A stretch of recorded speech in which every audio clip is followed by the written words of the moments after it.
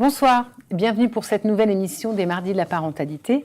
Ce soir, nous parlons de la prévention du suicide. Nous verrons ensemble pourquoi cette prévention est l'affaire de tous. Et ce soir, pour m'accompagner et en parler ensemble, j'accueille Florence Dubois-Carmagna. Bonsoir. Bonjour. Vous êtes médecin psychiatre, coordinatrice de Vigilance Centre Val-de-Loire, formatrice nationale et régionale en prévention du suicide. Antoine Bray, bonsoir. Bonsoir. Vous êtes médecin psychiatre, coordinateur 3114, coprésident du réseau Vie37, formateur en prévention du suicide au niveau régional, médecin référent CUMP, cellule d'urgence médico-psychologique 37. Bon, vous aurez l'occasion de nous expliquer tous ces mots et les missions en fait qui sont afférentes au fait d'être de médecin psychiatre et beaucoup aussi d'autres casquettes. Voilà, du coup, nous entamons tout de suite le sujet. Je vais vous demander de présenter le réseau Vie37 auquel vous appartenez. Ok. Alors, le réseau Vie37, c'est un réseau de santé qui a été fondé en 1997. Son objectif, c'est de promouvoir la prévention du suicide et la postvention. Alors, quel est le but de ce réseau? C'est de regrouper tous les acteurs qui sont impliqués dans cette prévention du suicide pour qu'ils puissent travailler ensemble, parler ensemble, fluidifier les parcours et puis concevoir des approches un peu innovantes, permettre de construire notamment des campagnes d'information auprès de la population générale pour pouvoir parler un peu de cette prévention parce qu'on en reparlera, c'est une prévention qui sauve des vies. Vie37 a aussi pour objectif d'être représenté dans les différents, de représenter la prévention du suicide dans les différentes instances, qu'elles soient départementales, régionales, nationales et parfois internationales. Et une des autres missions de Vie37, c'est l'organisation des formations en prévention du suicide. Et puis là, je vais laisser la parole à Florence. Merci. Du coup, Vie37, c'est vivre et intervenir ensemble pour le suicide, pour la prévention du suicide. Ah, c'est l'acronyme. C'est l'acronyme. Donc, en dehors de ces fonctions que tu as citées, il y a la fonction organisation des formations de prévention du suicide sur la région Centre-Val-de-Loire. Le réseau, en lien avec l'ARS, organise des formations déjà depuis de nombreuses années. Il organise des formations qui sont des formations labellisées au niveau de la Direction générale de la santé et du GEPS, du groupement d'études et de prévention du suicide.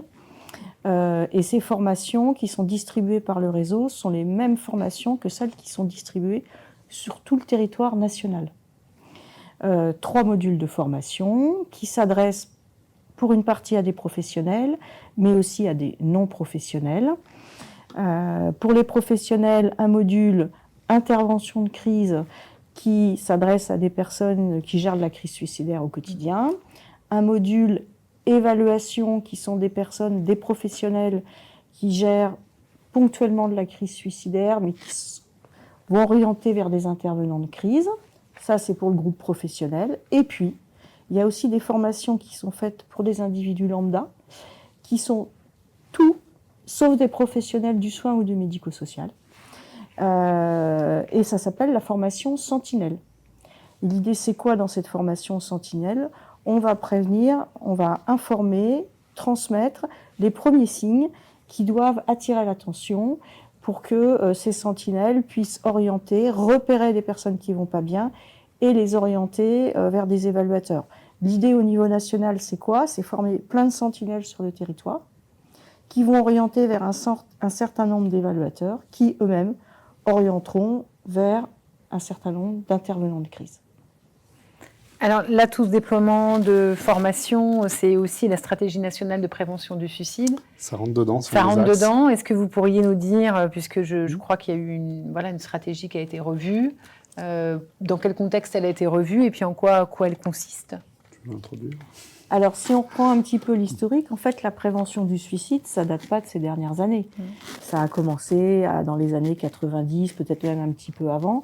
Et c'est surtout les familles, en fait, qui ont fait bouger les choses, comme souvent. Les endeuillés par suicide, qui ont dit, mais il faut faire quelque chose. Et donc, c'est elles, un peu les familles, qui ont alerté les pouvoirs publics. Au début, il y a eu beaucoup d'études sur l'épidémiologie, c'est-à-dire quels sont les facteurs de risque, où il y a beaucoup de gens qui sont décédés, les méthodes, les facteurs de risque personnels, qu'est-ce qui peut se passer dans le travail. Enfin, tout ça, ça a été extrêmement étudié et ça aboutit dans les années 90 à des premiers modules de formation.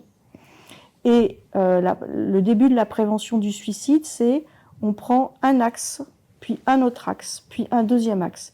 Et au jour d'aujourd'hui, on en est plutôt à une stratégie globale de prévention du suicide où on va agir sur plusieurs axes en même temps pour être synergique en fait. C'est ça. C'est ça. Et les différents axes qui sont développés aujourd'hui sur cette stratégie nationale sont le premier axe, former les personnes. Il faut que les personnes puissent repérer, évaluer, orienter, voire intervenir quand il y a besoin. Donc ça, c'est ces fameuses formations du GEPS. C'est un premier axe. Un deuxième axe est sur la prévention universelle, c'est le 3114, j'imagine qu'on y reviendra un petit peu dans l'émission, mais c'est ce numéro gratuit, confidentiel, de professionnels, disponible 24 heures sur 24, 7 jours sur 7 sur tout le territoire national, où toute personne peut appeler ce numéro pour solliciter de l'aide, et on reviendra quels sont les différents types d'appelants. Troisième axe, vigilance, qui est là un programme de... la postvention. Et là, dans la postvention, on a deux axes. On a la postvention individuelle avec vigilance, qui là est un programme de prévention ciblé sur des personnes ayant fait une tentative de suicide. Je pense que ça sera un peu développé, mais l'idée est de mettre en place un suivi autour de ces personnes pour limiter la réitération. Il y a la postvention des familles d'endeuillés par suicide. Et actuellement, en France, nous avons la plateforme Espoir qui est basée au CHU Lyon, au Vinatier. Et l'objectif est vraiment une plateforme où il peut y avoir des échanges, des questions peuvent être posées, on a accès à une information quand on est endeuillé par suicide, parce que ça suscite tout un tas de questions, évidemment. Excusez-moi, quand vous dites plateforme, c'est un lieu, du coup? C'est un site internet. Ah, c'est un site internet. Quand on tape Espoir Suicide, on va tomber sur cette plateforme qui répond aux questions des familles d'endeuillés par suicide. Et l'idée quand même, encore une fois derrière, c'est qu'on sait que c'est un public qui est à risque. Et donc, ces plateformes-là permettent de leur donner accès à de l'information, accès à des échanges, accès également à des soins. Il y a des professionnels de santé qui sont compétents pour pouvoir les prendre en charge. Et puis sur cette plateforme, il y a des propos aussi de personnes qui ont vécu ça. Exactement. Et donc, les personnes qui sont endeuillées par suicide, elles peuvent trouver aussi des réponses ou peuvent voir en fait que les questions qu'elles se posent, ils ne sont pas les seuls à se les poser. Alors, deux petits mots vocabulaire. La postvention, qu'on n'a quand même pas l'habitude d'entendre. Postvention, vous avez raison. La postvention individuelle, c'est lorsqu'un individu a fait un passage à l'acte suicidaire et l'objectif, c'est une prévention pour éviter qu'il réitère son passage à l'acte. Okay. Donc ça, c'est la postvention individuelle. La postvention un peu plus collective, entre guillemets, c'est ce qui va toucher justement les endeuillés par suicide. C'est-à-dire que là, on a toute une famille ou des proches autour de la personne décédée. Et là, l'objectif, c'est d'éviter le risque de passage à l'acte suicidaire parmi ses proches. Donc ça, c'est une forme de prévention, mais pour les endeuillés par suicide. Donc ça, c'est ce deuxième axe de cette stratégie globale. C'est le troisième axe de cette stratégie globale.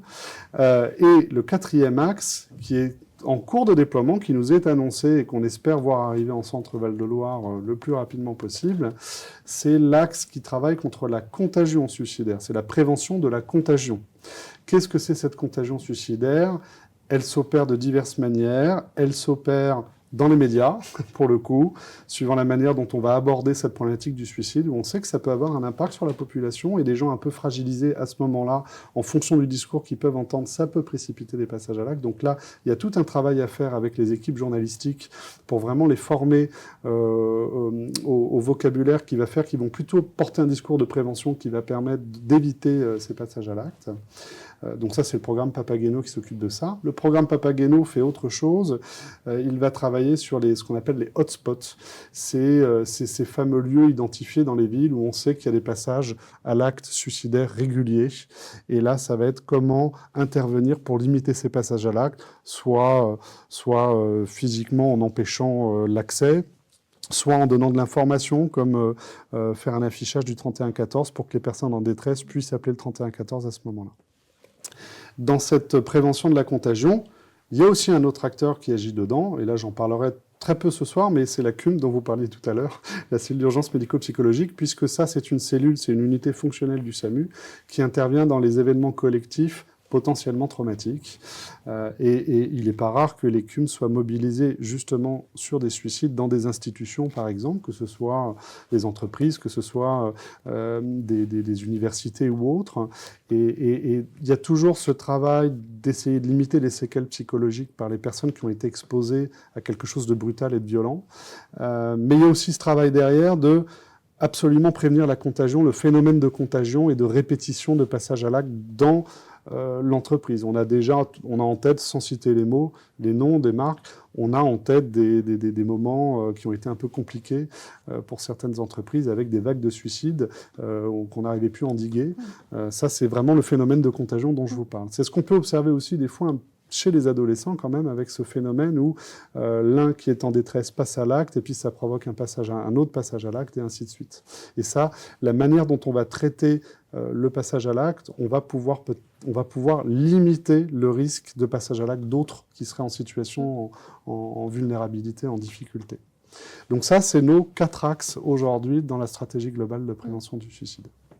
Oui, on voit qu'on va le développer tout au long de l'émission, mais il y a le principe de la personne qui pourrait ou qui a fait un passage à l'acte, et puis l'entourage aussi, ce que vous appelez les endeuillés par suicide, qui ont connu un décès de quelqu'un par suicide. Et puis, il y a encore cette contagion, il y a plusieurs cercles en fait. Il y a plusieurs...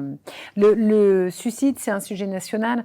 Antoine, vous aviez des chiffres un peu pour nous donner. Là, on a un peu exposé la stratégie, comment vous interveniez, les dispositifs qui sont mis en place. Mais les chiffres aujourd'hui montrent qu'il y a quand même une ampleur sur ce sujet, que c'est un sujet national et tabou. L'ampleur est importante, effectivement. En tout cas, il y a encore beaucoup de travail en prévention à faire.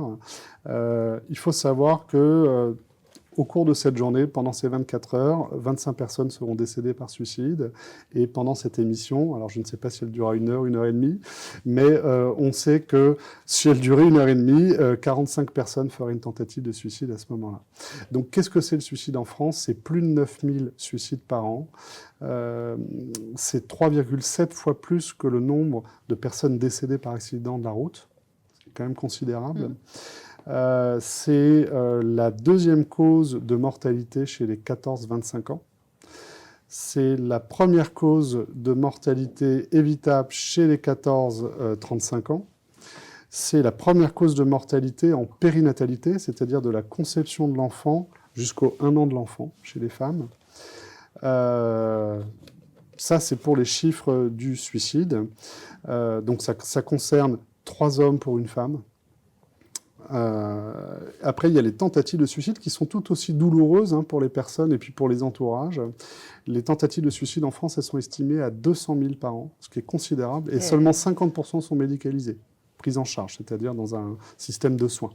Ça veut dire que 50%, les gens restent chez eux. À couvert. Et ils seront découverts, ils vont se réveiller, par exemple, 24 heures après, et ça passera inaperçu. Oui, c'est ça, dans la comptabilisation. Mais si on s'appuie un peu sur les chiffres que tu as donnés, ce qui est quand même important, c'est qu'il y a ces chiffres et qu'en même temps, il y a une baisse de 30% sur les 25 dernières années. Et ça, c'est quand même quelque chose de positif, puisque progressivement, le taux de suicide baisse. La prévention du suicide porte ses fruits depuis qu'elle est appliquée et que le programme est lancé en France de manière très active depuis les années 2000. Effectivement, ce chiffre, il a baissé presque d'un tiers, mais ce n'est pas encore assez quand on voit l'énormité des chiffres aujourd'hui. Donc, il faut non seulement continuer, mais il faut amplifier en fait cette prévention. Et il faut la diffuser le plus largement possible dans la population. C'est pour ça aussi donc, que vous dites que c'est l'affaire de tous. Parce que vous partez aussi, dans votre propos, vous nous dites que dans l'entourage, on a souvent des personnes qui ont fait un passage à l'acte. Et comment, selon vous, chacune peut agir? Parce que c'est quelque chose que vous avez... Oui, je vais y revenir, mais du coup, ce qui est aussi important, tu l'as dit, mais je tiens quand même à le souligner, c'est la première cause de mort évitable. C'est une des premières causes de mort évitable par la prévention. Parce que le suicide, la personne, elle ne veut pas mourir, elle veut arrêter de souffrir. C'est un processus, on va y revenir tout à l'heure. Et à tout moment, ce processus, il est réversible. Mm. Et donc, on peut sauver des gens. Oui, on a C'est-à-dire moyen d'enrayer ce processus et du coup d'éviter C'est ça. une mort. Alors, pourquoi c'est l'affaire de tous ? Parce que si on reprend un petit peu autour de nous, plus on avance dans le temps, en âge, et puis plus on a été touché de loin ou de près par une personne qui est décédée par suicide. Affaire de tous, parce que le suicide, c'est multifactoriel. Et donc, multifactoriel, ça veut dire que ça va se voir dans différentes sphères de vie de l'individu. On a tous plusieurs sphères de vie. On a la sphère professionnelle, on a la sphère amicale, on a la sphère affective, on a la sphère des loisirs. Et on peut laisser voir des petits signes dans toutes ces sphères. Et chacun, individuellement, dans la position où on peut voir des petits signes chez l'autre et on peut intervenir. Et on est tous susceptibles de pouvoir repérer quelque chose qui se passe dans le cadre d'une activité de loisir avec quelqu'un, ou dans sa vie privée, ou au travail. C'est pas si facile que ça. D'abord, il faut un décodeur, tu en reparleras après. Mais c'est vrai qu'il y a souvent des signes qui montrent que le patient ne va pas bien. Mais ces signes, ils ne sont pas faciles à voir pour plusieurs raisons. D'abord, quand c'est quelqu'un qu'on connaît bien, quelqu'un qui est très proche, comme c'est des petits signes qui s'ajoutent les uns derrière les autres, si on voit la personne tous les jours, on ne les voit pas s'ajouter, en fait. C'est comme votre enfant. Vous le voyez tous les jours, vous ne le voyez pas grandir. Mais vous l'envoyez 3 semaines en vacances chez les grands-parents, et puis quand il revient, vous dites qu'est-ce qu'il a grandi ? C'est un petit peu la même chose. Là, on ne voit pas parce que ces petits signes s'ajoutent les uns derrière les autres. Ensuite, y a des gens qui vont essayer de masquer. Il y a des gens qui vont essayer de masquer pour leur entourage, par exemple, parce qu'ils ne veulent pas inquiéter leur entourage. Mais la personne qui ne va pas bien, elle ne va pas pouvoir masquer dans toutes ses sphères de vie, puisque par définition, elle ne va pas bien, elle est en souffrance. Et donc, d'autres personnes dans les sphères de vie pourront repérer, éventuellement. Et puis, quand c'est un proche, quelque part, c'est de l'ordre de l'impossible. Ça ne peut pas arriver, quoi. Donc, l'esprit, spontanément, en plus, c'est quelque chose qui peut être douloureux, donc va mettre ça de côté. C'est comme la maladie, ça n'arrive que chez les autres, ça n'arrive pas chez soi. L'accident, ça n'arrive que chez les autres, ça n'arrive pas chez soi. Ça, c'est pareil. C'est de l'ordre de l'impossible. Donc, 1, il y a des signes pour décoder, on va y revenir. Mais 2, c'est pas facile pour toutes ces raisons que je viens de citer. Et ce qui doit alerter, c'est une succession de signes qui vont s'ajouter les uns avec les autres. Donc, si on a le décodeur, il faut un décodeur, toi, tu dis. Et j'aime bien cette idée du décodeur dont on parle. Le décodeur, l'idée, c'est, si on fait un peu l'analogie, si je vous pose aujourd'hui, quels sont les signes de l'infarctus, qu'allez-vous me dire ? Essoufflement. Ouais, essoufflement. Quoi d'autre ? Qu'est-ce qu'il pourrait y avoir d'autre ? Je ne suis pas si coutumière, moi, de l'infarctus. Infarctus du myocarde. Palpitations. Ouais, il peut y avoir douleur thoracique, il peut y avoir douleur dans les avant-bras, dans les mâchoires, il peut y avoir perte de connaissance. Il y a tous ces signes-là. Dans la population, c'est des signes qu'on connaît bien. On pourrait faire le même exercice avec l'accident vasculaire cérébral. Les gens peuvent dire on a une asymétrie du visage, on a une perte de force motrice, on va chuter, on peut ne plus être capable de parler. Bref, les gens ont appris parce que sociétalement, on a communiqué, on a fait beaucoup de prévention sur ces thématiques-là. Donc globalement, il y a un message qui est passé dans la population. La problématique, c'est que dans la prévention du suicide, ce message-là n'est pas encore suffisamment passé, ce qui fait qu'on n'a pas les grilles de lecture, on n'a pas le décodeur. Les signes, on les voit au quotidien, on ne les rattache pas ensemble et on ne se pose pas la question au bout d'un certain temps, et on ne pose pas la question des idées suicidaires chez l'autre. Et donc l'objectif, c'est vraiment d'arriver en commun, collectivement, à avoir tous ce décodeur et de se rendre compte que, oui, il y a des signes qui peuvent être verbaux, il y a des signes qui peuvent être comportementaux, il y a des signes qui peuvent être physiologiques. Alors, en verbaux, si vous avez une personne autour de vous qui vous dit « à quoi bon continuer ?» ou « j'en peux plus » ou tous ces mots, tout ce vocabulaire de souffrance, ou même des mots plus directs. Je vais me foutre en l'air. Ça, c'est très direct. Mais avant d'arriver à ce mot-là, il y a tout un tas de petits mots dans le langage qui vont petit à petit évoluer. Au niveau comportemental, c'est pareil. Vous avez une personne autour de vous, un de vos proches, qui va petit à petit un peu s'isoler, moins venir, ne plus participer à ses activités de loisirs, ne plus aller voir ses amis, se replier sur lui, avoir une apparence un peu plus négligée qu'à son habitude. Tous ces petits signes qui se mettent les uns après les autres. Être irritable aussi. Être irritable, se mettre en colère Parce pour un que rien. souvent, Ouais. on pense des gens qui seraient déprimés, par Oui. exemple. Alors, des gens qui seraient tristes, qui se soignent moins, qui se coiffent pas. Et puis, il y a aussi les comportements avec du plus, c'est-à-dire Oui. l'irritabilité. Qu'on retrouve souvent chez les adolescents, d'ailleurs. Alors, souvent chez les adolescents et les personnes âgées. Oui.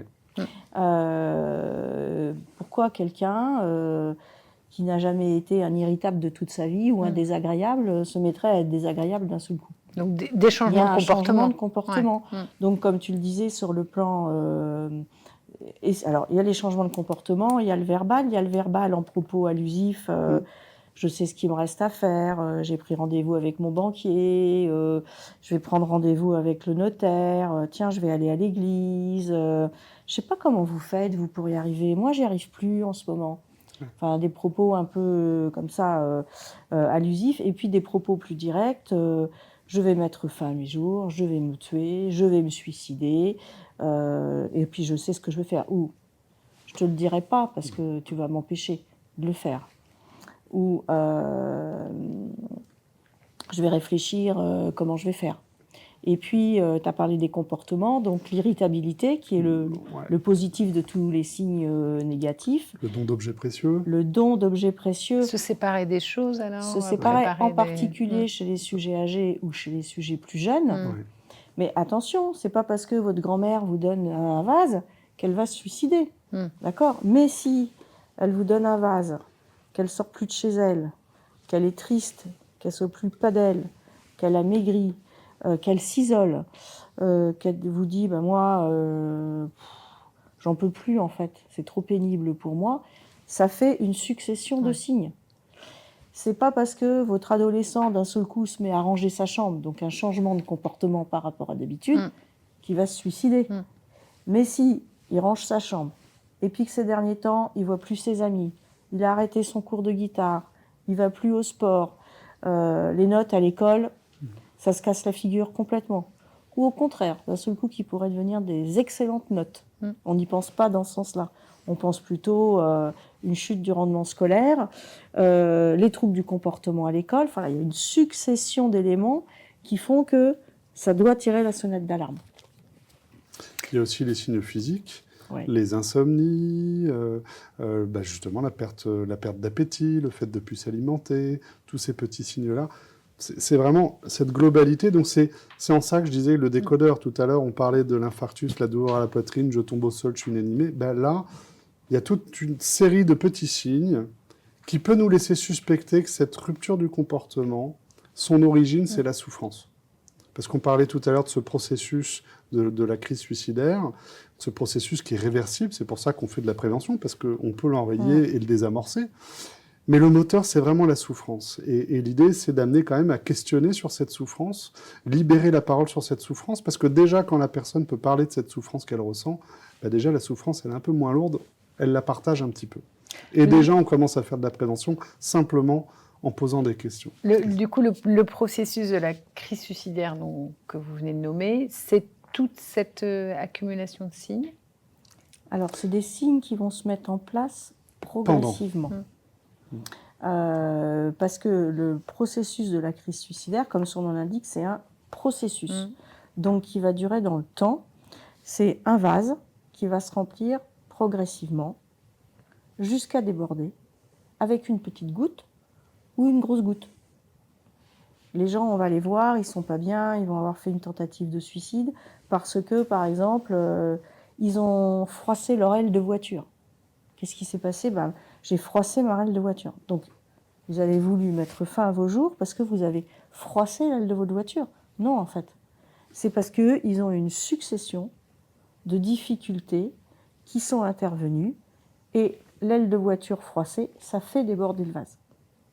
Mais ce n'est pas la cause du passage à l'acte. C'est une multitude de facteurs. C'est pour ça qu'on dit que c'est multifactoriel. C'est-à-dire c'est une multitude de facteurs qui vont intervenir chez une personne qui peut avoir un vase solide ou pas solide. Tu reviendras sur l'exemple du vase, c'est-à-dire une vulnérabilité ou pas. Et encore, ça peut varier au cours du temps, qui va rencontrer une succession d'événements. On ne se suicide pas comme ça du jour au lendemain. Alors on ne peut jamais dire jamais toujours. En médecine, c'est jamais possible. On pourra toujours penser à des cas particuliers, oui, mais ce n'est pas la généralité. Oui, d'où quand même, je reviens sur cette idée de on est tous concernés par le fait de pouvoir voir des signes quand on a des codeurs, puisque donc on n'est pas habitué à cette prévention, ce que vous disiez par rapport à d'autres sujets de santé. Là, celui-ci, effectivement, on en entend peu parler aussi dans l'entourage, de pouvoir soi-même, quand on est à pouvoir alerter quelqu'un en disant tiens, ton fils, je le vois plus au badminton, ton compagnon sortait beaucoup, ma copine, je la vois plus. Enfin, tous ces signes-là, en fait, ou d'irritabilité, d'insomnie, de pouvoir être la personne à un moment qui va prévenir ou qui va peut-être discuter avec d'autres gens de l'entourage de cette personne pour dire est-ce que vous aussi, vous avez observé des choses significatives qui signifient un changement. C'est ça. C'est exactement ça. À partir du moment où on commence à appréhender et à s'approprier ce décodeur, effectivement, on peut déjà être vigilant sur nos proches qui sont dans notre quotidien, mais on peut aussi être vigilant avec toute personne et communiquer et libérer cette parole. Avec le collègue, avec exactement. d'autres... Alors, ça permet de voir les autres sphères, les explorer. Celles auxquelles on n'a pas toujours accès, c'est comme ça qu'on a accès à ces sphères-là.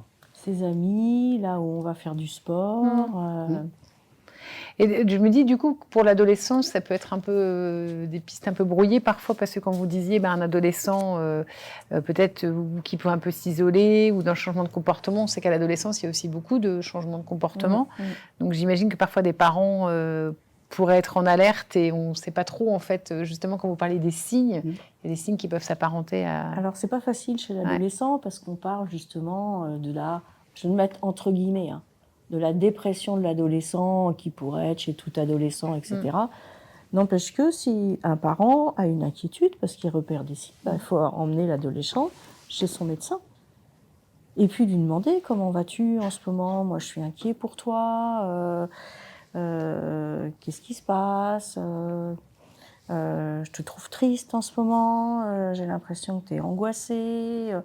Au niveau du sommeil, j'ai l'impression que tu dors pas très bien. Moi, ça m'inquiète de te voir comme ça. Et puis en parler aussi avec son jeune, quoi. Être vigilant et pas mettre tout sous le compte de c'est la crise d'ado, c'est normal, c'est un adolescent. Chez l'adolescent, il peut y avoir des signes un peu différents du sujet adulte, mais qu'on va retrouver chez le sujet âgé. C'est le trouble du comportement. Avec l'irritabilité du sujet âgé, le trouble des conduites chez l'adolescent. Et il y a plein de somatiques. C'est-à-dire, j'ai mal ci, j'ai mal là, j'ai mal machin, j'ai mal truc-muche, j'ai mal partout. Voilà. Ça, c'est des signes qui, associés aux autres, doivent aussi alerter. Ok, du coup, de la plainte physique. La plainte physique. Ouais. Et quand on parle, on entend aussi beaucoup parler, alors peut-être ado, peut-être pas que, mais en tout cas sur ce sujet-là de la scarification, que voilà, certains parents observent, ou je pense à des parents où ça peut être aussi des animateurs qui sont dans un accueil jeune, enfin voilà, plein d'autres endroits, ou des copains justement d'ados. Est-ce que c'est un des signes Alors déjà pour nous, la scarification, c'est pas une tentative de suicide. Par contre, ça montre quand même une certaine souffrance. S'il y a une scarification, ça veut dire qu'en général, c'est un moyen d'apaiser la tension, un moyen d'apaiser l'angoisse. C'est un moyen qui n'est pas adapté, en fait, dans les stratégies à faire face de la personne. Ça veut dire qu'elle a besoin d'évacuer sa tension, qui la déborde à un moment donné. Donc ça veut dire quand même, s'il y a de la scarification, il y a une souffrance. Et comme tu disais tout à l'heure, le suicide, la personne, elle ne veut pas mourir, elle veut arrêter de souffrir. Et donc, tous les signes qui sont en faveur de la souffrance doivent être évalués, en fait. On ne peut pas banaliser. C'est à prendre au sérieux. Oui. C'est pas forcément... c'est dis pas que c'est grave. Oui. Je dis qu'une succession de signes, c'est à prendre au sérieux. Enfin, si je veux donner un exemple qui était dans mon entourage, à un moment donné, j'ai un parent qui m'a dit, dans mon entourage, ma fille en ce moment, elle n'est pas facile, et puis elle fait toujours des petits poèmes, elle écrit toujours, et puis là, elle a laissé ses cahiers ouverts, et elle disait dessus qu'elle était triste, que ça allait pas, c'était sombre, qu'elle pensait à la mort. Je dis, tu as discuté avec elle là-dessus? Elle les laisse ouverts, grand ouvert, alors on ne doit pas aller lire, on ne va pas fouiller, mais si c'est grand ouvert quand même, avec quelqu'un qui ne va pas très bien, on se dit on va jeter un œil. Hein, c'est naturel. Et oui, la personne me dit oui, j'en ai parlé, puisque j'en avais parlé avec toi, et je lui ai demandé si elle n'était pas bien, que ça m'inquiétait. Je lui ai posé la question de est-ce que ça ne va pas au point que tu aies pensé à mettre fin à tes jours, au point que tu aies des idées suicidaires. Et elle m'a dit non, t'inquiète pas, j'en suis pas là. Voilà. Mais en fait, tous ces petits signes doivent aller vers je suis inquiet pour toi, qu'est-ce qu'il y a qui ne va pas, tu es angoissé, tu es triste, est-ce que tu as des idées suicidaires? On peut poser la question si on s'en sent capable. C'est extrêmement important de poser cette question, et souvent chez les parents, il peut y avoir cette appréhension de dire je vais immiscer cette idée-là. Oui. Est-ce que je vais lui donner l'idée? Et en fait, un adolescent qui est en souffrance, il n'a pas attendu son parent pour avoir ces idées-là. Si elle commence à se développer, il n'attendra pas ses parents pour les avoir. Ni un ado, ni un adulte. Ni un adulte. Personne. C'est valable pour l'adulte. Là, c'est vrai qu'on parlait de l'adolescent, mais effectivement. Donc, finalement, ça, on a toujours ce frein de peur de dire je vais susciter. Et puis, si j'ai un oui, qu'est-ce que je fais? On a le parallèle dans la contraception, la sexualité aussi, de si on commence à parler de ces sujets-là, est-ce que du coup on ne va pas commencer à inciter, alors qu'en fait, effectivement, il y a déjà des choses, des sujets qui ont été évoqués avant, et en plus on montre qu'on est présent. Parce que c'est aussi alors j'imagine que ce n'est pas facile de poser la question de but en blanc, mais de montrer l'intérêt en disant je m'inquiète aussi pour savoir comment tu vas. Je pense que d'appuyer sur son inquiétude et sur le fait qu'on voit qu'il y a une souffrance, là déjà ça amène la question beaucoup plus facilement, beaucoup plus logiquement. Quand on comprend que le processus de la crise suicidaire, c'est une accumulation de souffrances du quotidien, une petite souffrance sur une petite souffrance. Alors quand vous accumulez vos souffrances dans votre quotidien, vous allez avoir des petites stratégies pour faire redescendre un peu cette tension, je sais pas, la promotion que vous n'avez pas eue, ça vous contrarie, mais pour certains, je vais aller courir un peu, ça va faire du bien, je vais m'aérer, m'oxygéner, je vais penser à autre chose, et ainsi de suite. On peut avoir tout un tas de contrariétés qui vont s'accumuler comme ça, et puis on va à chaque fois utiliser des stratégies qui vont permettre de faire redescendre un peu la pression. Et puis il y a des moments où la machine s'emballe, et puis les contrariétés, elles vont les unes après les autres. Elles ne sont pas forcément provoquées par l'individu, hein. Des fois, bien souvent d'ailleurs, il les subit, elles arrivent un peu de son extérieur, elles s'accumulent, et là, les stratégies qu'il avait en place, elles ne marchent plus. Exemple tout bête, mais la personne qui va faire du footing pour arriver à se défouler tous les jours et qui se retrouve avec une entorse de cheville pris dans une attelle, qui n'a plus le droit de poser le pied au sol. Bon, si sa stratégie c'était de courir, ça va être un peu compliqué. Mais si sa deuxième stratégie c'était d'aller voir des amis, passer du temps avec elle, mais les amis qui habitent à 30 km et il faut conduire, ça va pas être possible non plus. Donc voilà, on a deux stratégies qui marchaient bien, qui tombent par terre. Et puis on va commencer à trouver d'autres stratégies, et puis on va tomber sur les stratégies qui vont être dysfonctionnelles, qui vont pas bien fonctionner, qui vont pas réussir à désamorcer. Et on va toujours monter dans cette pente, on monte cette pente. Jusqu'au moment où émergent les idées de mort, où on commence à se dire que ça serait plus simple si on n'était plus là. Et puis, si rien n'est fait, on va continuer ce processus jusqu'à l'émergence des idées actives. Là, il va y avoir des idées suicidaires actives avec une personne qui va dire j'ai plus aucune solution, la seule qui me reste pour arrêter de souffrir, c'est la mort. C'est pas qu'il n'y a plus de solution, c'est que la personne qui est en crise suicidaire, elle ne voit plus d'autres solutions. Elle ne les voit plus. C'est comme si elle était le nez comme ça sur le crayon, et elle ne voit pas que le crayon, il a plusieurs faces. Pourquoi? Parce qu'elle est dans un état de crise. Et c'est comme quand vous avez un souci, vous ruminez ce souci dans votre tête en permanence, vous ne trouvez plus de solution. Il y en a toujours des solutions, mais il faut prendre de la hauteur pour voir les différentes facettes du problème et trouver des solutions.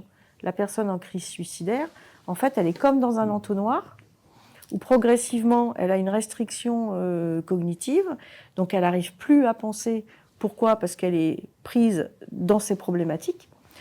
C'est le hamster dans sa roue qui tourne tout le temps et qui ne sort pas de sa roue. Et l'idée suicidaire, elle va s'imposer, en fait, d'elle-même à un moment donné. C'est l'idée active que vous disiez, quand vous disiez l'idée active, c'est quoi l'idée active? C'est quand la bascule entre idée de mort et idée active. L'idée de mort, c'est si j'étais plus là, ça serait plus simple.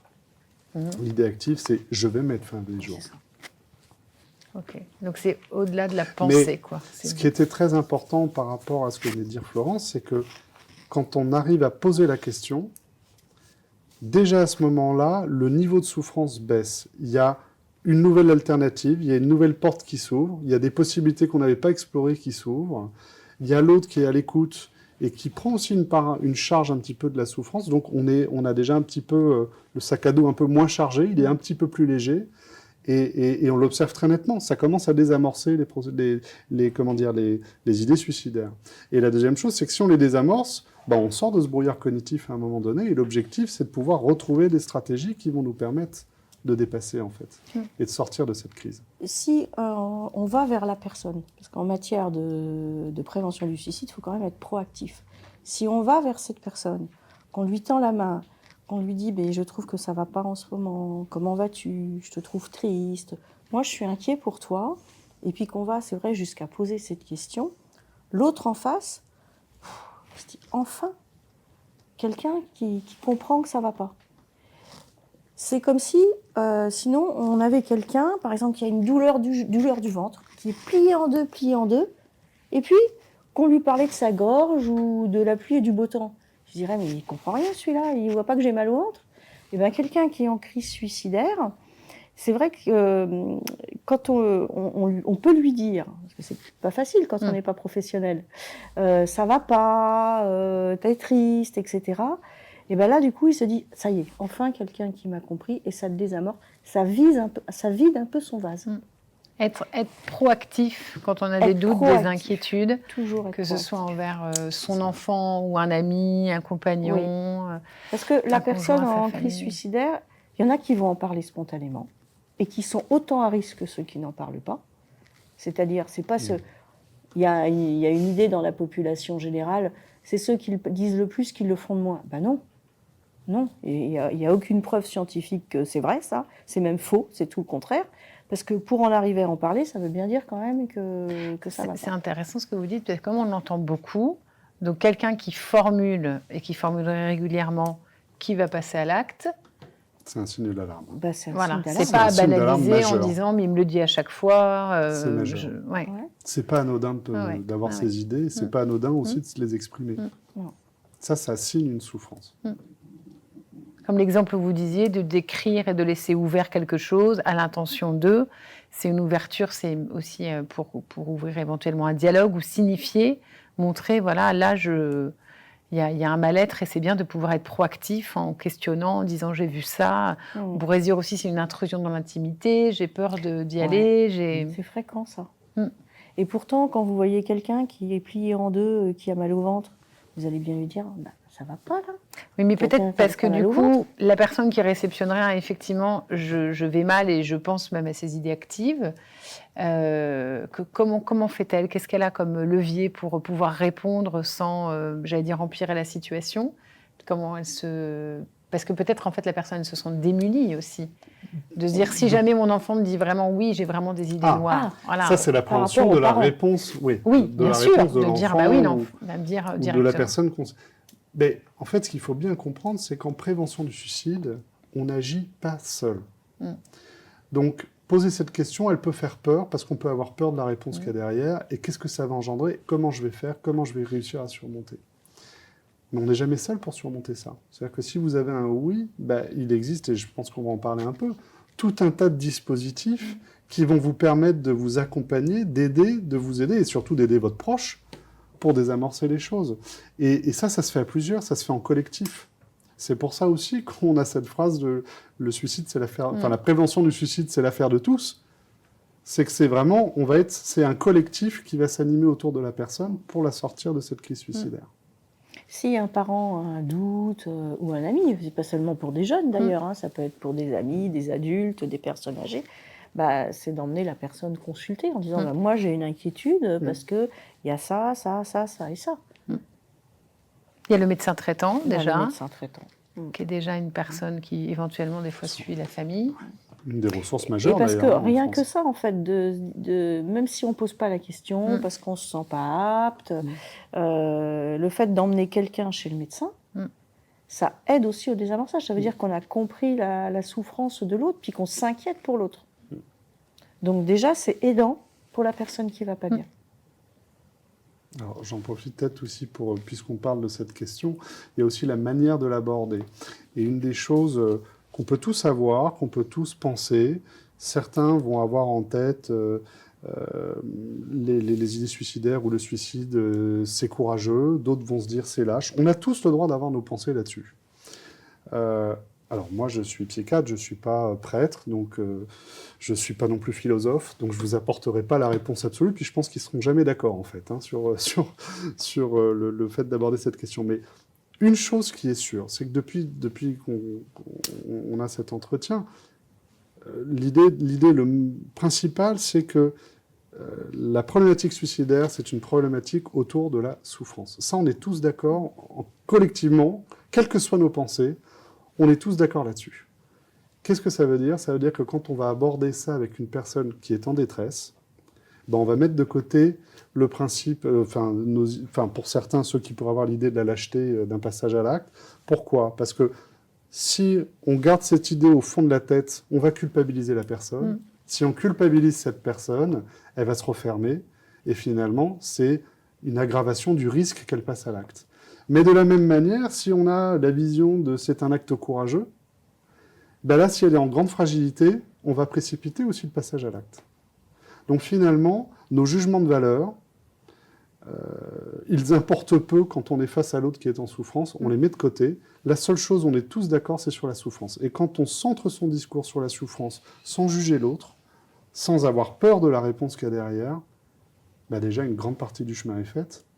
Et déjà, par cette attitude-là, déjà, vous sauvez des vies en faisant ça. Oui, en reconnaissant la souffrance de quelqu'un sans se... Complètement. On va reparler effectivement après des dispositifs, du numéro 3114, etc. Je voulais revenir sur l'expression endeuillé par suicide que vous avez nommé au début de l'émission et plusieurs fois, juste pour expliciter le terme et puis savoir ce qui se joue en fait pour ces personnes, puisque il y a donc la personne qui pourrait ou qui a fait un passage à l'acte, et puis les endeuillés par suicide, qui sont-ils ? Alors, les endeuillés par suicide. Il faut savoir déjà que le deuil par suicide est un deuil extrêmement douloureux. Je vais y revenir. Et il faut savoir que quand une personne se suicide, vous avez 135 personnes qui sont exposées à ça. Donc, qui vont ressentir affectivement quelque chose de compliqué pour eux. Ça va du voisin, du collègue, ça va passer par le pompier qui est intervenu, et ainsi de suite. Toute la chaîne. Voilà. La famille. Et alors, après, vous avez les impactés. Les impactés, c'est 6 à 14 personnes. C'est-à-dire que eux, dans leur fonctionnement va être complètement bouleversé et ils vont se mettre à dysfonctionner dans leur quotidien. C'est-à-dire que ça va gravement les affecter et les mettre à mal. Donc ça, c'est pour poser un peu les choses, c'est-à-dire que ça concerne beaucoup de personnes. Oui, alors le deuil, déjà, qu'est-ce que c'est le deuil ? Le deuil, c'est un processus affectif de douleur intense lié à la mort d'un être aimé. Ça, déjà, rien que le deuil, il faut savoir qu'une personne en deuil, la première semaine, chez un homme, le risque suicidaire est multiplié par 50 et chez la femme, il est multiplié par 10 sur la première semaine de deuil. Quand on est dans un processus de personnes endeuillées par suicide, c'est encore différent. Parce que cette douleur qui est intense qu'on a va se surajouter en plus un sentiment d'incompréhension. Pourquoi il a fait ça ? Un sentiment de honte. C'est-à-dire que j'ai rien vu, un sentiment de culpabilité, je n'ai rien fait. Et puis il va y avoir aussi un isolement que va vivre l'endeuillé par suicide qui est très particulier. Un vécu de rejet. Et puis cette douleur intense de se dire mais comment a-t-il pu me faire ça ? Comment a-t-il pu me laisser ? Comment a-t-il pu... De colère ou de... De C'est colère. ça. Et avec souvent cette croyance erronée de se dire c'était sa volonté. Et ça, c'est insupportable pour un endeuillé par suicide. C'était sa volonté. Alors on sait que c'est faux. Quand on comprend le processus de la crise suicidaire, c'est pas une volonté, c'est l'expression d'une pathologie, d'une maladie à ce moment-là. On est dans un processus pathologique qui peut mener jusqu'à la mort. Mais pour un endeuillé, son quotidien, c'est de se dire il a voulu mettre fin à ses jours. Comment a-t-il pu faire ça? C'est insupportable pour l'endeuillé. Donc ces endeuillés par suicide, ils vivent quelque chose d'extrêmement éprouvant sur le plan émotionnel, qui les rend beaucoup plus fragiles et qui nécessite qu'on ait notre attention sur eux, une attention vraiment particulière, parce qu'on sait qu'ils sont plus à risque. Suivant les auteurs, on dit que c'est entre 3, enfin le risque multiplié par 3 à 20, suivant les auteurs, qu'un endeuillé par suicide passe à l'acte lui-même. Il faut savoir que s'il y a un antécédent de suicide dans la famille, ce risque il est aussi multiplié par 2. Donc c'est quelque chose qui marque une famille, une cellule familiale, mais qui marque aussi des très proches, pas forcément que la famille, les amis très proches, qui peuvent être vraiment très impactés et être, à leur tour en tout cas, vivre avec une véritable souffrance dans leur quotidien, au point d'eux-mêmes rentrer dans un processus de crise suicidaire. En plus, l'endeuillé par suicide, il peut se dire « mais j'ai pas été assez bien pour l'autre ». Ça laisse aussi quand même une vision pessimiste de la vie. C'est-à-dire que l'autre, dans ses difficultés, il a trouvé une solution. Ça laisse un schéma quelque part. Que si un jour je rencontre telle et telle difficulté, la solution, ça a été ça. Donc ça laisse une fausse image de la bonne solution, quoi, en gros. Oui, puis au-delà du deuil, c'est vrai que un deuil reste un deuil, une mort, mais je veux dire, il y a tout son lot, vous disiez, d'incompréhension peut-être aussi, de secrets, de choses qui ne seront questions sans pas, réponse. de questions, voilà, qu'il faut... On ne saura jamais pourquoi. Ouais. Alors les familles souvent se disent pourquoi. C'est compliqué. Ouais, qui voudraient C'est s'apaiser plutôt avec comment des pourquoi. La personne en est arrivée là. Du coup, vous disiez que l'important quand même pour ces... Donc elles ont un risque plus élevé de passage à l'acte, d'où l'attention particulière sur ces personnes-là pour les ramener vers les soins, vous disiez. Exactement. Qu'elles se sentent légitimes comme... qu'elles se sentent légitimes Elles sont plus que légitimes. On sait que là, on fait de la prévention ciblée, c'est-à-dire que c'est un public qui est plus à risque et qu'il est important de leur permettre d'accéder aux soins, de faciliter les choses. Alors, il se trouve qu'à Vie 37, justement, il y a un travail actuellement qui est en cours d'élaboration et l'objectif est de pouvoir permettre de créer des groupes de parole pour endeuillés par suicide. Alors, on est en train de voir probablement que l'échelle sera peut-être plus à l'échelle régionale pour permettre d'avoir ces lieux où finalement on peut se permettre de parler un peu plus facilement parce qu'on est avec d'autres personnes qui ont vécu la même chose et qui sont en train de vivre la même chose entre pairs. Ça existe déjà ? Alors, ça existe, pas à notre connaissance, en Centre-Val de Loire, non, pas mais dans spécifiquement. d'autres régions. Ça existe dans d'autres régions, effectivement. Et c'est vrai que c'est important parce que chacun ne vit pas son deuil au même rythme que les autres. Donc il peut y avoir des gens dans une famille, chacun ne le vit pas au même rythme et chacun ne le vit pas de la même façon. Ça veut dire qu'il peut y avoir des gens qui ont besoin d'en parler, puis d'autres qui ne peuvent pas en parler. Donc c'est vrai qu'avoir un espace à côté, des fois ça peut être aidant pour justement parler de cette évolution de deuil et puis de se rendre compte que ce qu'on vit, c'est pas anormal en fait. Dans le ressenti des sentiments, etc. Oui, la culpabilité, c'est normal. La colère aussi. La colère envers la personne décédée, ce qui augmente encore la culpabilité, parce que comment peut-on avoir de la colère envers quelqu'un qui s'est suicidé ? Alors que ça peut être compliqué, justement. Mais qu'est-ce qu'il m'a fait ? Il m'a laissé. Tout ça, c'est des sentiments qui ressortent. Et je pense, parce qu'on est dans les mardis de la parentalité, tout ce qui concerne effectivement un conjoint qui se suicide, un enfant qui se suicide, tout ce qui se joue au sein de la cellule familiale sur cette colère, si on m'a laissé, qu'est-ce qu'on a fait, On sait qu'en tout cas, le processus de deuil, qui est un processus qui doit normalement évoluer vers une stabilisation et un nouvel équilibre, en fait. C'est une adaptation à une souffrance intense, à la perte d'un être aimé. On sait qu'en tout cas, chez les endeuillés par suicide, ce processus, il est plus long à se faire et il est plus intense dans la douleur. C'est des gens qui souffrent plus sur une plus longue durée qu'un deuil, entre guillemets, normal, si on peut dire. Et du coup, c'est un message important à apporter pour encore diminuer la culpabilité de se dire j'arrive pas à passer après ou ça me prend plus de temps. Dans l'enjeu, c'est l'impact en fait. On parlait de l'analyse de la situation, on parlait du suivi médical, du suivi psy, du suivi social et éducatif. De pouvoir aussi supprimer le tabou de la mort, hein, de pouvoir, parce que ça aussi, en fait, on disait que c'est un sujet national, mais un sujet tabou. Donc, pour pouvoir en parler aux autres et pouvoir exprimer et parler entre pairs, il faut aussi que ça sorte du tabou. Exactement, ça c'est primordial. Le suicide, en fait, un des premiers éléments de la prévention du suicide, ce serait lever le tabou sur la mort, lever la question du tabou sur le suicide et lever le tabou sur la maladie mentale. Tout ce qui peut être pris en charge par la psychiatrie. Il y a une émission précédente qu'on a faite sur parler de la mort. Ça me rappelle cette émission que vous pouvez retrouver en replay où effectivement on disait que c'était même dès le plus jeune âge, en fait, c'est pas des mots qu'on dit aux enfants. On parle de la naissance, on parle de grandir, du développement, mais on nomme pas la mort tant qu'elle nous arrive pas. Et évidemment, par suicide en plus, voilà, c'est pas une longue maladie qui se termine, c'est pas des choses, ça peut être d'un coup en fait, et ça peut être aussi difficile quand on n'a jamais abordé la mort en famille, ou mis de mots. Avec les enfants, c'est vrai que ça peut être compliqué. En fait, il faut jamais leur mentir. Parce que les enfants, ils sont quand même pas idiots. Ils voient bien qu'il s'est passé quelque chose de grave. Souvent, ils peuvent avoir vu des choses, entendu des choses. Et si on leur dit pas la vérité, alors on n'est pas forcé d'aller dans les détails de la vérité, hein, on est bien d'accord.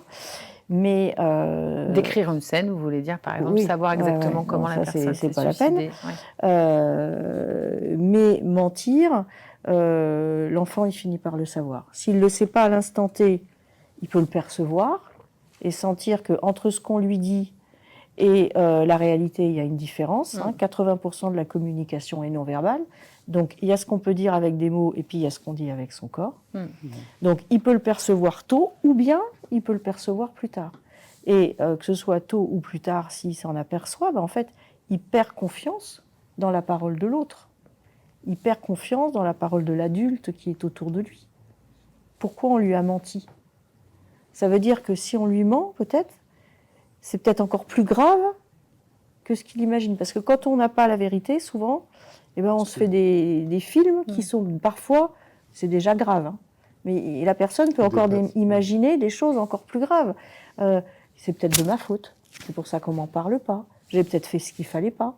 Dans la tête d'un enfant, il peut très bien se dire « Ah ben, j'ai pas ramené une bonne note. J'ai ramené une mauvaise note. » Ben non, c'est pas ça, en fait. Donc, il faut aborder le sujet avec l'enfant et ne pas mentir. Et c'est pas facile. C'est pas facile, surtout si soi-même on n'est pas à l'aise, surtout si soi-même on n'est pas bien.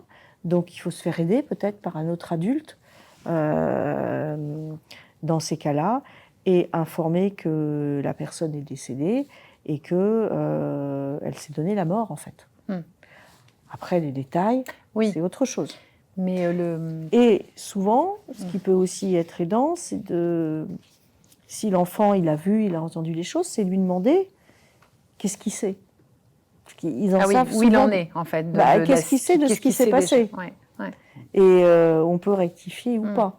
Et en tout cas, toujours lui faire passer le message que souvent, on se sent coupable dans ces situations, mais c'est normal d'avoir ce sentiment et que ce n'est pas de sa faute. Alors, qu'est-ce que je veux dire ? L'histoire de la culpabilité, et que lui, l'enfant, il n'est pas tout seul, et qu'on est là pour lui, et qu'on s'inquiète aussi de son état de santé, parce qu'on sait que c'est un moment douloureux. Et si l'adulte, par rapport à ça, il peut être aussi l'adulte dans une position difficile, hein. C'est aussi se faire aider par des tiers adultes ou des professionnels, s'il n'y en a pas. J'aurais même tendance à dire que dans une situation d'un enfant endeuillé par suicide, il faut être proactif pour aborder ce sujet avec lui. Parce que souvent, les enfants dans ces situations-là ne laissent rien transparaître parce qu'il leur reste un parent, qui voit que leur parent qui leur reste est en peine, est en grande souffrance, et ils ne veulent pas surajouter à la souffrance. Donc, on va avoir des fois des enfants qui n'ont aucun symptôme, aucun signe clinique dont on parlait avec notre décodeur, mais c'est artificiel. C'est pas pour autant qu'ils ne sont pas en train de souffrir. Ils peuvent contenir totalement la chose, et c'est là où je pense que c'est vraiment important d'aller aborder avec eux, avec leurs mots à eux, sans effectivement rentrer dans les détails. D'ailleurs, un enfant qui est trop jeune, s'il pose la question de comment ça s'est passé, comment il a fait, s'il est trop jeune, on peut simplement lui dire, écoute, là, tu es encore un peu jeune pour qu'on en parle, je te promets qu'on l'abordera plus tard. Quand ça sera possible. Garder cette confiance. Ouais, on en parlera ensemble, je m'engage à ça, on en parlera. Et du coup, pour le parent restant, si là, on est dans la configuration d'un couple parental, un des parents, a fait un passage à l'acte, de pouvoir, pour le parent restant, avoir aussi cette vigilance de se dire que l'enfant doit être aussi pris en compte. Et puis lui, vivant même cette situation de processus de deuil que vous disiez plus long que la normale, j'ai envie de dire, que cette personne se fasse aider aussi. Du coup, quels sont les dispositifs aujourd'hui qui existent pour voilà, quand on est... Avant de parler des dispositifs, je voulais rajouter quand même, il faut aussi être vigilant sur les périodes d'anniversaire. Anniversaire de la personne décédée ou anniversaire du décès, et les périodes de vacances, ou Noël par exemple. Où on avait l'habitude de partager ensemble. Où là, alors, il faut s'intéresser aux jeunes, ou même s'il est moins jeune d'ailleurs. Ou comment vas-tu, comment tu te sens, avoir un petit mot pour savoir où est-ce qu'il en est. Oui, en fait, revenir sur le sujet ou l'état. Pas forcément revenir en arrière, ça dépend de la personne, mais s'inquiéter de son état de santé. Ouais. Il y a des moments clés comme des moments qui étaient partagés avant. Il ne faut pas oublier ces moments clés, en fait. C'est pas forcément revenir sur le sujet, mais ça c'est important, parce que ça, le processus de deuil, l'enfant, le jeune va le faire. Ça, c'est pas le souci. C'est vraiment... C'est la température du jour, quoi. Enfin du jour, du moment, dans ce moment, comment il se sent. Et ça, d'aller questionner ça à ce moment-là, il faut essayer de garder une petite oreille attentive là-dessus. Du coup, dans les dispositifs, je disais, qui existent, parce que, on le disait, c'est donc pas évident, faut trouver des mots, on a peur de ne pas trouver des bons mots. Alors là, dans n'importe quelle configuration, un collègue, un ami, un proche, un enfant, un compagnon, un camarade de classe aussi, on l'avait évoqué en préparant l'émission, il y a aussi ça des fois, un camarade de classe, quelque chose s'est passé à l'école. Qu'est-ce qui existe aujourd'hui comme ressources pour pouvoir ou s'adresser à des lieux, des professionnels de santé, ou avoir un vocabulaire, j'allais dire, adapté, ou savoir quel mot employer. Alors, pour le vocabulaire, on l'a un petit peu abordé tout à l'heure. C'est vraiment, il faut parler sans tabou, sans jugement, et puis à un moment donné, exprimer le fait qu'on est inquiet. Et arriver, si on le peut, à poser cette question des idées suicidaires. Qu'est-ce qui se passe si je n'arrive pas à poser cette question-là, mais cette question, elle me travaille parce que j'ai quand même observé des choses. Eh bien, il se trouve qu'on a le 31-14. Et que le 31-14, vous pouvez l'appeler 24 heures sur 24, 7 jours sur 7, sur tout le territoire national, y compris les Antilles. Et qui répondra au bout du fil? Un infirmier ou un psychologue spécialement formé à la crise suicidaire. Et quand vous êtes un proche, vous pouvez appeler. Dire, voilà, écoutez, je suis inquiet, je vois que ça ne va pas. Et à partir de là, le 31-14 va pouvoir prendre le relais, va pouvoir prendre la suite, va pouvoir aller poser la question, aller évaluer, voir si on est dans une crise suicidaire ou pas, et quelle est la réponse la plus appropriée, la plus adaptée pour la personne. Donc ça, c'est quand vous êtes un proche. Mais si vous-même, vous êtes en souffrance, c'est pareil, vous pouvez appeler le 31-14, vous aurez un professionnel de santé. Troisième public qui est ciblé par le 31-14, c'est la personne qui est endeuillée par suicide, pour toutes les raisons qu'on a expliquées juste avant, c'est-à-dire qu'il est plus à risque, et il a plus de raisons, entre guillemets, d'être en grande souffrance, au point d'avoir des idées suicidaires. Et donc lui, c'est pareil, il peut appeler le 31-14. Et le quatrième public pour le 31-14, c'est les professionnels, quelle que soit leur profession. Pas les professionnels de santé forcément, tout professionnel qui se retrouve confronté à une problématique suicidaire et qui a besoin d'une aide, parce que comme on le disait tout à l'heure, la prévention du suicide, ça ne se fait pas seul, c'est un collectif. Et je vous donne un exemple, mais une assistante sociale qui se retrouverait, ou alors une infirmière scolaire dans un collège pour lequel un adolescent exprimerait des propos suicidaires, eh bien, elle peut appeler le 3114, où on va pouvoir communiquer avec ce jeune, évaluer la situation, refaire le point avec elle sur l'orientation. Mais ça peut être une assistante sociale, pareil, en consultation, dans un endroit isolé, qui peut aussi appeler parce qu'elle a en face d'elle une personne qui est, je ne sais pas, pour tout un tas de raisons, qui peut avoir déclenché sa crise, son processus de crise suicidaire et qui exprime des propos dans sa consultation. Et bien là, le 3114, pareil. Oui, alors ça peut être pour moi, je me questionne individuellement, je peux le prendre, mais ça peut être l'exemple que vous disiez aussi, se mettre sur haut-parleur, partager une discussion avec un professionnel de santé. Et ça fait très régulièrement. Ouais, okay. Complètement. Pour avoir un tiers, en fait, pour pouvoir discuter. C'est exactement ça. Il faut avoir en tête que le 3114, c'est la prévention universelle. Ça s'adresse à tout le monde. À partir du moment où vous avez la problématique suicidaire, vous êtes face à une problématique suicidaire, pour vous, pour un proche, dans le cadre professionnel, où vous êtes endeuillé par suicide, vous pouvez appeler le 3114.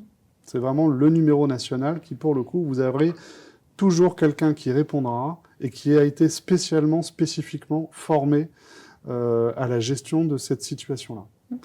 Le seul cas de figure où c'est pas forcément utile d'appeler le 3114, c'est quand le passage à l'acte est imminent ou qu'il vient de se faire. Quelqu'un qui a pris des comprimés, on peut appeler le 3114. Le 3114 gère la situation. Mais dans ce cas de figure, ce qui est recommandé, c'est d'appeler le 15. Parce que ce que va faire le 3114, c'est qu'il va appeler le 15 pour déclencher les secours, pour mettre la personne en sécurité. Là, c'est l'urgence absolue. Voilà. Donc, le passage à l'acte imminent ou qui vient de se faire, là, c'est important d'appeler le 15 en dehors de ces cas de figure-là. Sur une problématique suicidaire, vous pouvez appeler le 3114. Après, il y a d'autres ressources qui existent aussi. Juste une petite chose sur le 3114, il y a le site internet aussi du 3114 qui est foisonnant avec beaucoup d'informations, où vous avez d'ailleurs justement les différents publics qui sont ciblés. Je suis inquiet pour un proche, je suis en souffrance, je suis un professionnel. Bref, vous avez ça fourmille effectivement d'informations, de contacts. Bref, moi je vous invite à aller sur ce site qui est plutôt très bien fait, qui a une architecture plutôt agréable, et ça permet d'avoir plein d'informations sur la problématique. On peut aller aussi sur le site espoir-suicide, parce qu'il y a pas mal de conseils justement sur comment s'adresser à un enfant, à un jeune. Oui, c'est des questions. Comment répondre aux questions. Les exemples de questions, ça aide bien quand même. Alors, il y a un chat.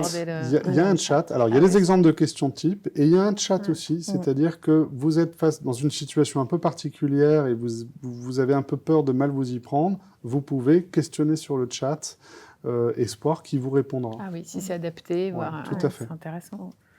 Et encore une fois, en cours de déploiement, c'est pas encore actif, mais ça va l'être dans les semaines à venir. Vous avez Espoir Kids qui va ouvrir, qui est vraiment dédié pour les enfants. Oui. Voilà, spécifiquement. Le dispositif vigilance. Alors, le dispositif vigilance, c'est un dispositif de post-vention, c'est un dispositif de veille pour les patients qui ont fait une tentative de suicide. Pour entrer dans le dispositif vigilance, il faut avoir fait une tentative de suicide. L'idée de vigilance, c'est de diminuer la réitération suicidaire et donc de diminuer le suicide. Un patient qui a fait une tentative de suicide et qui est rentré dans le dispositif vigilance, il a 38% de réitération suicidaire en moins dans l'année qui suit son inclusion dans vigilance. Et quand on sait que les réitérations, elles se font surtout les 2 premiers mois, ça a un impact important. Donc, comment ça se passe pour rentrer dans le dispositif vigilance ? Il faut qu'un professionnel de santé, mais pas que, ça peut être un professionnel du social, une assistante sociale, par exemple, elle appelle le dispositif vigilance, et on a fait de la pub autour de vigilance pour les professionnels, pour entrer le patient dans le dispositif. Elle nous donne des renseignements, il faut que le patient soit d'accord, et une fois qu'il est dans le dispositif vigilance, on lui donne une carte avec un numéro vert que lui il peut appeler tous les jours aux heures ouvrables en semaine. En dehors de ça, on a un répondeur, faites le 3114 sur les horaires de fermeture. Ça, c'est le côté, le patient peut appeler quand il veut. Mais à côté de ça, il y a des vigilanceurs qui sont en région Centre-Val de Loire exclusivement des infirmiers, qui vont aller vers le patient avec un côté justement proactif. Et ils vont aller vers le patient via le téléphone, en appelant le patient à des appels protocolisés qui sont dans le premier mois et à 6 mois. Et entre-temps, pendant les 5 mois, entre le premier mois et le 6e mois, il y a un contact épistolaire qui a lieu avec le patient, c'est-à-dire un contact par écrit, par le biais de carte postale. Voilà. L'idée, c'est de... Le professionnel envoie... Oui, le professionnel envoie, il écrit ses cartes postales à la main. Elles sont vraiment personnalisées en fonction du patient et il les écrit au fur et à mesure, il les adresse au fur et à mesure au patient. C'est une grosse activité du service. Et c'est quand même un super outil parce que l'idée, c'est de garder un lien avec le patient. Dans la problématique du suicide, il y a une problématique de lien, vrai ou pas vrai d'ailleurs. C'est-à-dire qu'à un moment donné, la personne, elle se sent seule, elle se sent complètement isolée. Après, il peut y avoir des gens qui sont complètement isolés de tout. Mais c'est quand même pas les cas les plus fréquents, mais il y a toujours cette sensation d'isolement. L'idée, c'est de rétablir du lien avec la personne, de montrer qu'il y a des gens qui sont là pour penser à l'autre, et puis de dire, bah, si ça va pas, tu peux nous appeler. Vous, ou si c'est un jeune, ou un adulte, si ça va pas, vous pouvez nous appeler. Donc la personne qui a fait une tentative de suicide, elle ne peut pas, elle, directement contacter. Non. Il faut passer si... soit il faut que la personne, elle en parle à son médecin. Ouais, voilà, soit il y a eu un passage à l'acte, la personne, elle est passée aux urgences.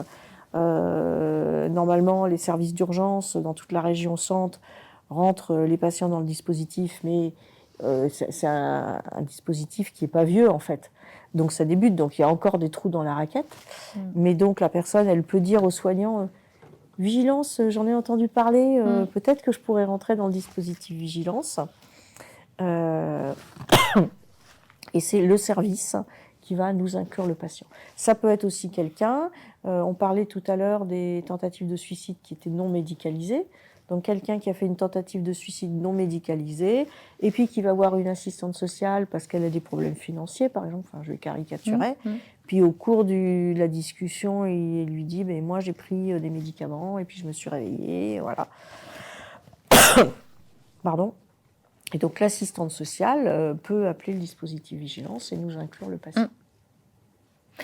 La prise en charge des personnes qui ont fait une tentative de suicide, à quoi ça va servir?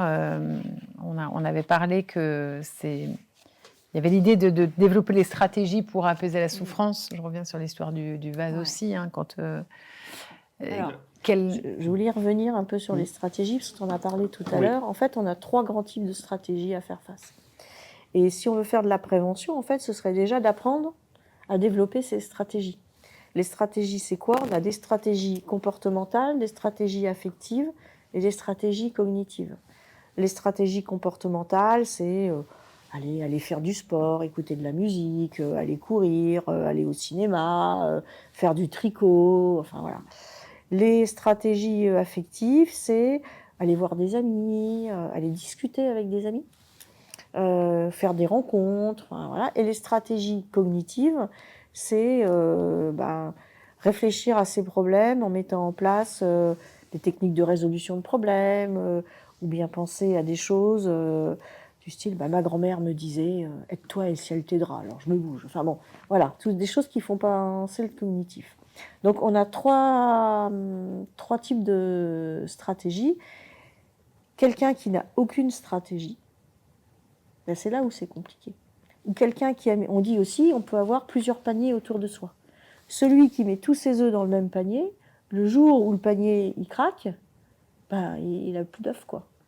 Donc l'idée, c'est de développer ces paniers, développer ces stratégies, en effet, en développant ces stratégies comportementales, en développant ces stratégies affectives, en développant ces stratégies cognitives. Donc c'est ça, c'est là-dessus qu'on va beaucoup agir quand même à Vigilance, sur comment aller stimuler les stratégies des personnes. Parce que des solutions, il y en a toujours au problème. On a toujours des solutions. Quand on les voit de l'extérieur, on les voit, les solutions, mais ce sont nos solutions à nous. Ce n'est pas les solutions de la personne. Ce n'est pas les stratégies de la personne. Moi, si je dis à la personne, allez, va un peu à la piscine, ça va te faire du bien. Hein. Bon, mais enfin, si l'autre, il n'aime pas l'eau, Oui, non. ça va être... Voilà, moi, j'aime bien peut-être aller à la piscine, mais la personne, elle n'aime peut-être pas. Donc, il faut qu'elle trouve elle-même ses stratégies. Et les prises en charge, une partie de la prise en charge, parce que ce n'est pas que ça, ça va aider à désamorcer la personne pour qu'elle retrouve ses stratégies, qu'elle crée de nouvelles stratégies pour faire face à ses difficultés. Ou connaître de nouvelles stratégies, enfin des stratégies en plus qui lui plaisent, qu'elle aura plaisir, j'imagine, à réitérer, à refaire et à trouver une... Et puis la diversification aussi. Oui. Essayer d'avoir un peu de... Parce que la personne qui est dans l'entonnoir de la crise suicidaire, il va avoir épuisé ses stratégies.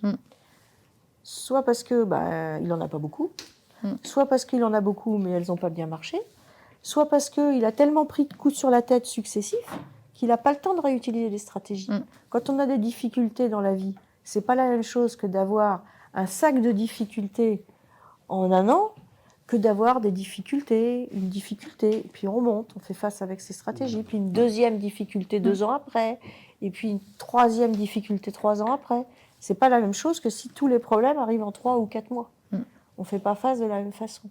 Donc il faut que la personne, en effet, elle restimule ses stratégies, voir qu'elle en crée d'autres, et là, nous, on est là pour l'aider à retrouver des stratégies. Et pour ça, faut faire quoi ? Il faut baisser la tension, désamorcer, pour que la personne elle-même, elle trouve des stratégies pour faire face, elle trouve des solutions pour faire face. Nous, on va être là pour guider, mais surtout pas pour donner des solutions toutes faites. Les solutions toutes faites qu'on a à avoir, elles sont bonnes que pour nous, elles ne sont pas bonnes pour les autres. Oui, c'est la personnalisation de... Oui, c'est chaque situation, chaque individu. Exactement. Ouais.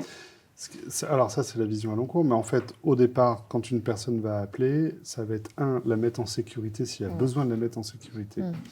En 2, l'orienter sur un professionnel qui n'est pas forcément un professionnel de santé, ça peut être aussi sur une association, ça peut être sur une assistante sociale, bref, ce qui va correspondre le mieux à ses besoins, à ses attentes par rapport aux problématiques qu'elle a elle-même pu identifier. Et au passage, écarter aussi une pathologie potentielle psychiatrique qui peut avoir eu, qui peut s'être décompensée. C'est quand même... La personne n'est pas déprimée quand même. Ben c'est ça. Est-ce qu'elle est en train de faire une dépression ? Suicide, quand même. Parce qu'auquel cas, il faut qu'elle soit soignée. Sinon, ça sera compliqué. Et après, élargir au maximum l'éventail des stratégies. En fait, la personne qui va appeler, que ce soit sur le 3114 vigilance, il y a toujours une évaluation du risque suicidaire. Et en fonction de où on en est, la personne qui est au téléphone va évaluer où le patient ou la personne en souffrance en est dans la crise. Et en fonction de ça, ne va pas faire la même chose. C'est pas la même chose si la personne elle est à 2 doigts de passer à l'acte que si on est 4 ou 5 semaines avant. On va pas donner les mêmes conseils. Donc il y a toujours le répondant va toujours essayer d'avoir un repère de où la personne elle en est dans la crise, et toujours se dire, est-ce qu'il n'y a pas un trouble psychiatrique, est-ce qu'il n'y a pas une dépression réelle qui va nécessiter une prise en charge médicale. Tout n'est pas à médicaliser, mais il faut quand même éliminer l'idée qu'il pourrait y avoir quelque chose de médical. C'est ça. Dans les ressources que vous avez proposées, il y a aussi une liste qui a été...